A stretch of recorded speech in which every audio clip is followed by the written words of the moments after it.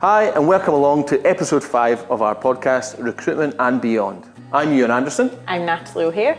And today we're going to be talking about inclusive leadership.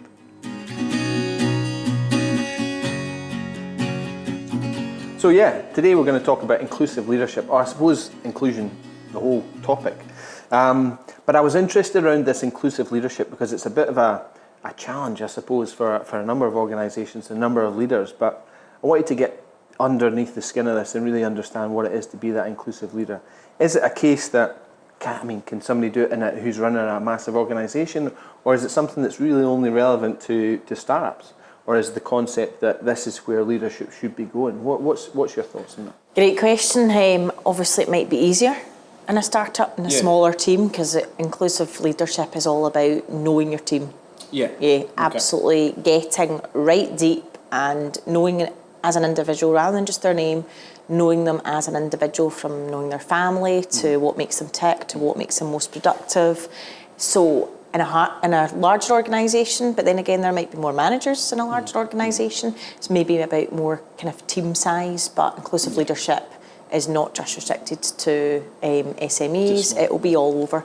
But I guess SMEs would be our focus to get it right.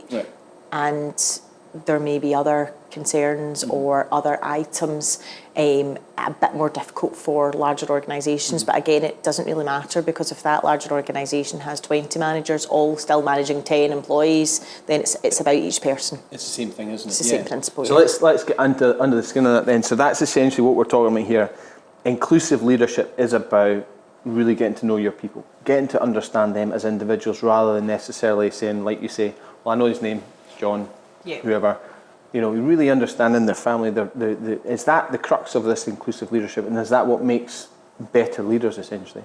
Yeah, I guess when we're looking at equality, diversity, inclusion, it's about going a bit further. So it's not just the analogy we talk about, it's not just inviting people to the party, but it's about them coming and dancing at the party. So if you think of it as a party instead of a workplace, yes, we've got everybody there, but who's dancing? And are we all dancing together? So essentially, like, diversity is inviting everybody to the party, but inclusion is dancing at the party, being invited to dance. Is that essentially it? So equality, bringing people to the party, diversity, having the variations of people at that party, and then inclusion goes that one step further to having everyone dancing at the party. Sounds like a decent It's like, if you think about it as a pair of shoes as well.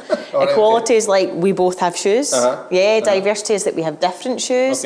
And then inclusion is really the acceptance that person will wear Crocs. And don't slag the Crocs, because there may be some people with them, and I certainly had a pair there. But it's about that inclusion, that Crocs are acceptable, but knowing that Natalie has a pair of Crocs, really. And accepting that. Okay. So what difference does it then make to an organisation if they do have that inclusive leadership? Is it about, is it help your employees become happier employees? Do they feel part of the gang, if you like? Yeah, it's about collaboration as well, isn't it? It's about each person. So having that inclusive leadership, knowing, understanding, but also allowing them to contribute.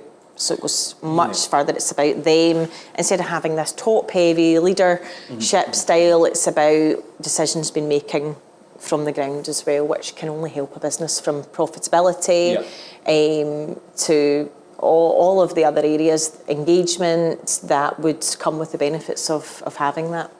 Because I suppose it's a real challenge to get that decision-making tree and really include everybody's ideas, essentially, isn't it? I think that's where a lot of innovation comes from, is when you invite the ideas from the team who are maybe on the shop floor, or they're delivering a lot of this. They can come with great ideas, but is inclusive leadership about including their ideas and getting them around the table? Is that essentially what we're talking about? That would be the step further, absolutely. And if you have a look at some of the stats as well, I love a stat. They're quite important. Those that do have that inclusive work environment, the productivity and then the impact on profitability and clients is massive. And when we get right back to, obviously we've got diversity, we've got inclusion, we've got quality, we've got all of that. And if we look at even step back from inclusion to the diversity part, by having more diverse teams, apparently will attract more customers and suppliers to engage with your company, and then we get the inclusion from there as well, driving on from the diversity. So it's huge. We could have hours talking about this. And it does have a bottom line impact as well, doesn't it? I mean, essentially that's what we're talking about. The stats are there. The stats are there to prove that it would have an impact, and that's maybe what the driver, if a business is thinking, oh, what is all this stuff, it's the driver. Well, I suppose that's my question to a lot of those companies out there who are saying, look, this is really important, I've got to get this product, get this laptop out, or whatever it is. Yeah. It really does make a difference, doesn't it, at that bottom line? Yeah, absolutely. And so, what is it that makes an inclusive leader then? So what are we talking about? What are the skills? Are we talking soft skills? Are we talking, what do they need to have as an inclusive leader? Yeah, a lot of the stuff is behavioural driven. It's the how. It's the how we do it, isn't it? So diversity and inclusion is about, diversity and equality is all about the identities, the who, the what, but for inclusion it's all about the how. Okay. So it's about the empathy. Okay, right. And real managers, do we have that? Do we need to keep testing that in ourselves? It's about removing those unconscious biases. It's about the emotional intelligence as well of line managers and their capability. It's about the curiosity to understand and find out and want to, the desire and the ambition to find out and want to find out about someone as well, and the courage to drive that as well.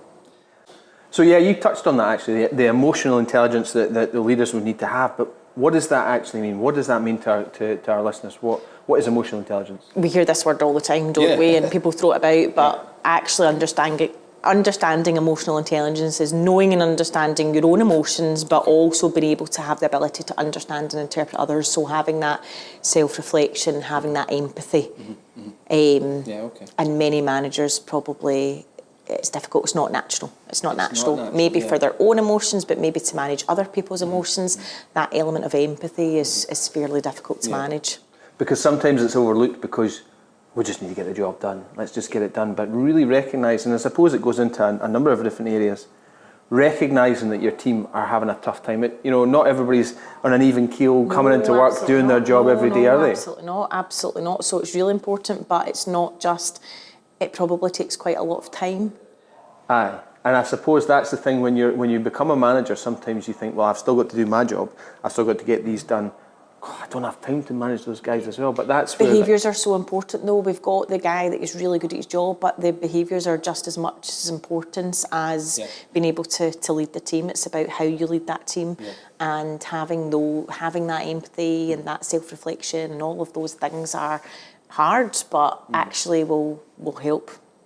So, there's ways to help people grow and develop that emotional intelligence, that empathy. Is that something it's inbuilt, or is that something that there are training programs that can help people? Yeah, absolutely. There might be that inbuilt. And some people have just got it, haven't they? Some people may have a higher level of emotional intelligence than others, and it would be good for that self-reflection as well. And starting, people don't know where they are unless they know where they are. But you'll see the individuals that maybe reach out a bit more and do understand a wee bit more, or why is she not here on time at 9 o'clock? Where actually the emotional intelligent manager will be like, I wonder what's happened. Is everything okay at home? Maybe something's happened. I should really give them a ring. So a lot of the non-judgment and the unconscious bias of he's a lazy bugger. Well, actually, there might be something really that's happened at home. And does that come back to, we talked about this in a previous episode about trust. And I suppose part of that comes into it, doesn't it? Knowing your employee and knowing that you can trust that person hardly comes in late or doesn't log on late, normally, but there must be something here, and having that emotional intelligence to know, I know my team, that's not normal. Yeah. Let's ask that question, is that right? Absolutely, absolutely. It's a key, and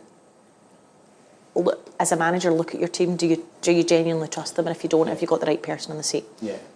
And so if you're trying to implement that inclusive leadership throughout your organisation, because the suggestion is, a more inclusive organisation is a happier organisation. The team are happier. Does that need to come from the CEO, or can the CEO say, right, or the whoever happens to lead the organisation, we need this inclusive approach, but I'll be fine in my ivory tower. You guys get on and do it. I presume it's got to come from the top, hasn't it? It has to come from the top, but most people might not see the top every day. Who do they see every day? They see their manager.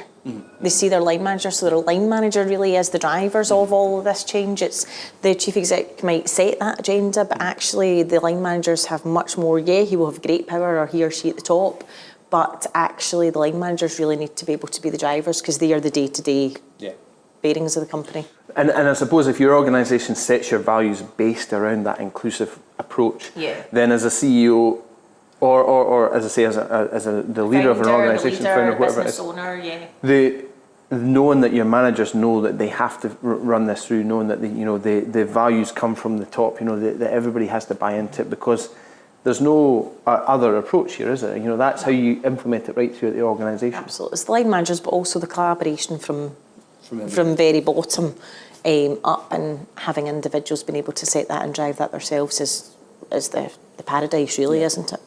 And so, and there is some stats there about this level of inclusion and link to happiness and productivity.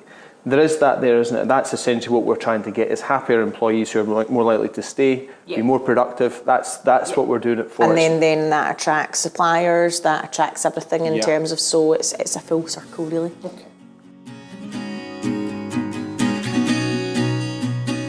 I guess some takeaways from this, from inclusive leadership. So what would be our top 3 takeaways from that? Top 3 takeaways would be to understand what inclusive leadership actually is within your organisation. Where do you want to go and how are you going to get there? Which a lot of people might not be able to understand or to know at the moment, but know that it needs to happen. To always be thinking of what's next in the future to make that happen, and understand the benefits. And it might be painful, but when you get there, and to understand every person in your business as an individual. Yeah, okay.